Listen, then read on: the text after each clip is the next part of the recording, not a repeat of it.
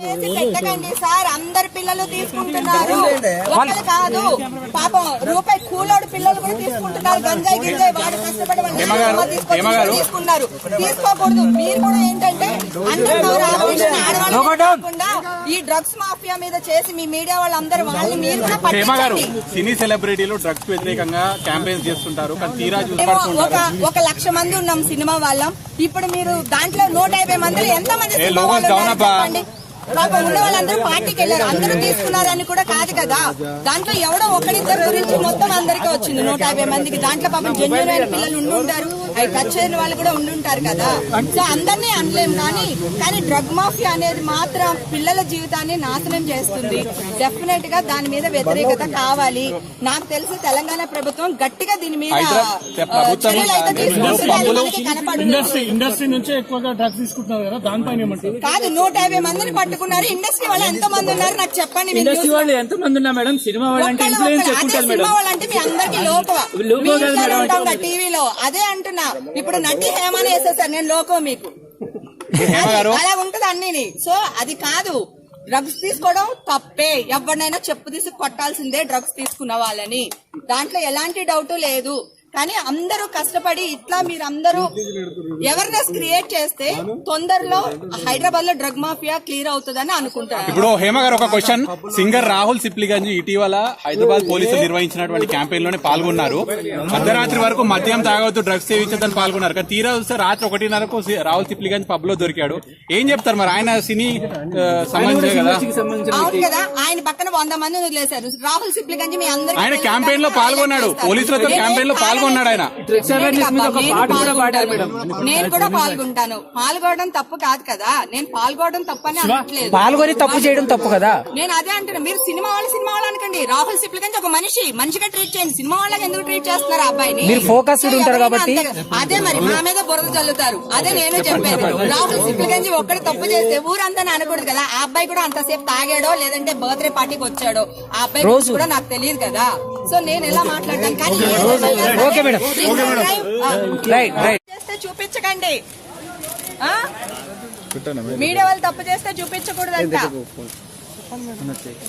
రమేష్ వైట్లా అనే అతను crime reporter అటండి ఎన్టీవీలో. అతను నా న్యూస్ ఇచ్చారు. సో అది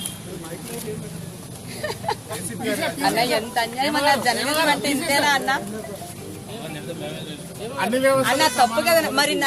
నన్ను బ్లాక్ లిస్ట్ లో పెడితే అది తప్పు కాదన్నా? నాకు ఫ్యామిలీ ఉండదా అన్న? ఇది న్యాయమేనా అన్న?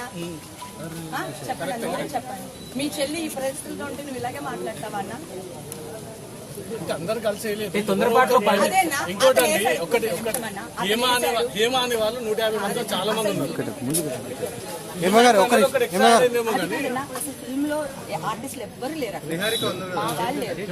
నాకు తెలీదు. నాకు వాళ్ళ పేర్లు ఎందుకండి? హేమ నాకు ముందు తీసేస్తుంటే ఇంత గొడవ ఉండదు కదన్న. నేను కూడా బదలమయ్యేదాన్ని కాదు కదా. ఆడెవడకో ఇక్కడ కరిస్తే ఆడిక్కడ చూపించాడు మీడియాలో. ఏమైంది అది? అందరికి ఎలా అయిపోయింది? అమ్మో హేమ కలిసి, అమ్మో హేమ నేనే కదా బదలమయ్యా. నేను కూడా బదలాం కదా. ఊరికన్నా నువ్వు నన్నే బెదిరించావు, నన్ను తిట్టినోడికి రెస్పెక్ట్ అని చెప్పి. పైగా ఏంటి ఇన్స్పెక్టర్ మీడియాని ఎవరిని అనట్లా. ఆ రమేష్ వైట్లా అనే అతను నేను ఇక్కడికి వచ్చే వరకు మాట్లాడా, రిక్వెస్ట్ చేసా. ఎందుకంటే మీరు అందరూ నా వాళ్ళు. ఇప్పుడు నా పేరు బదలామైతే ఇప్పుడు మా తమ్ముడు ఫోన్ చేశాడు, యుఎస్ నుంచి ఫోన్లు వచ్చినాయి. ఇప్పుడు మన ఆర్టిస్టులు అందరూ ఫోన్లు చేశారు. మరి ఎలా ఉంటుంది చెప్పండి?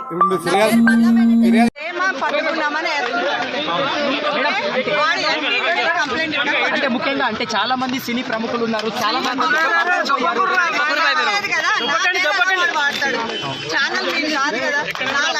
పోలీసులు చెప్పలేదు. ఇక్కడ చూడండి ఎన్టీవీ వాడు వేస్తున్నారు. హేమ గారు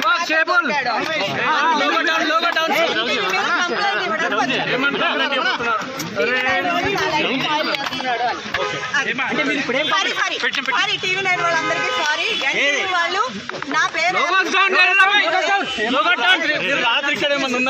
నేను అసలు ఎక్కడ లేను, మా ఇంట్లోనే ఉన్నాను. కంప్లైంట్ ఇచ్చి వచ్చేసి పిల్లలు ఏమంటే నేను కాదు. మరి తప్పు కదా? నా కూతురు మరి చేశారా లేదా? మరి నా పేరు ఎందుకు బదనాం చేస్తున్నారు?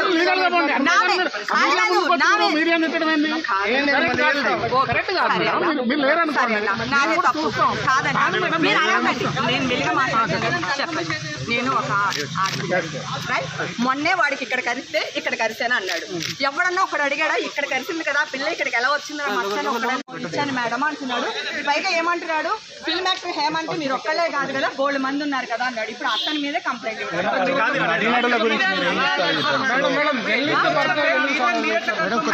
హాయ్ ఫ్రెండ్స్, మా టుడే టుమారో యూట్యూబ్ ఛానల్ చూస్తున్నందుకు చాలా థ్యాంక్స్.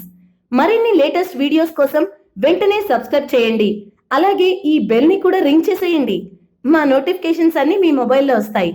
అలాగే మా వీడియోస్ మీకు నచ్చితే లైక్ చేయండి, షేర్ చేయండి, నచ్చకపోతే కామెంట్ చేయండి.